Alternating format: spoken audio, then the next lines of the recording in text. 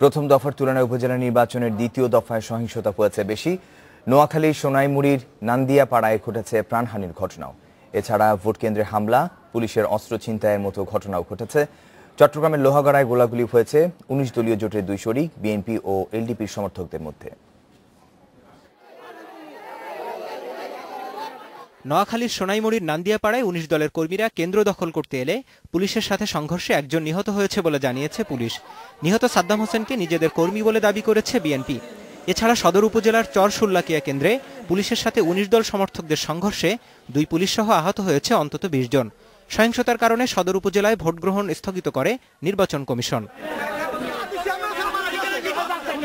যশোরের চৌগাছায় বিএনপি সমর্থিত চেয়ারম্যান প্রার্থী জহুরুল ইসলাম সন্ত্রাসী হামলায় আহত হন। এদিকে ঝিকরগাছায় হামলায় আহত হয়েছে ৩ সাংবাদিক। কয়েকটি ভোট কেন্দ্র দখলের অভিযোগ করে প্রার্থীরা। দেখে ভোট আগেতে হয়ে গেছে, আমার নাম রয়েছে, ছবি রয়েছে, দেখি ভোট হয়ে গেছে।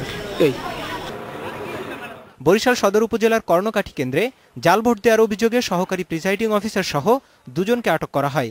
এ ঘটনায় কেন্দ্রটির ভোট গ্রহণ স্থগিত করে নির্বাচন কমিশন। সদর উপজেলায় নির্বাচন বর্জনের ঘোষণা দেয় বিএনপি সমর্থিত প্রার্থী।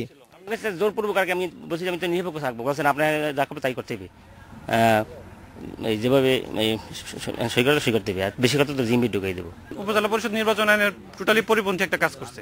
যিনি ভোট নিবেন তিনি যদি ভোট দেয় তাহলে তো এখানে ওনাকে তো আমি ওনাকে ধরে নিয়ে যাচ্ছি, আর আরেকজন অ্যারেস্ট হয়েছে। উনি যেহেতু সরকারি কর্মচারী, হয়তো আমি ওনাকে থেকে দায়িত্ব থেকে উজ্জ্ব করবো আর কি।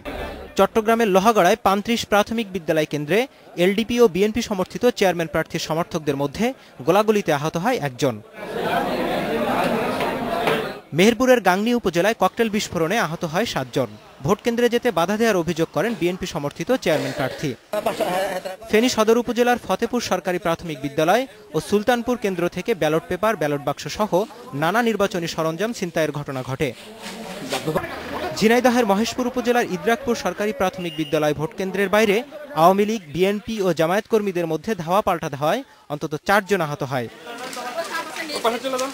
এদিকে ঠাকুরগাঁয়ের বিলারডাঙ্গিতে দল বেঁধে ভোট কেন্দ্রে যেতে বাধা দেওয়ায় আইন শৃঙ্খলা বাহিনীর সঙ্গে ভোটারদের সংঘর্ষে ৩৯ জন আহত হয়।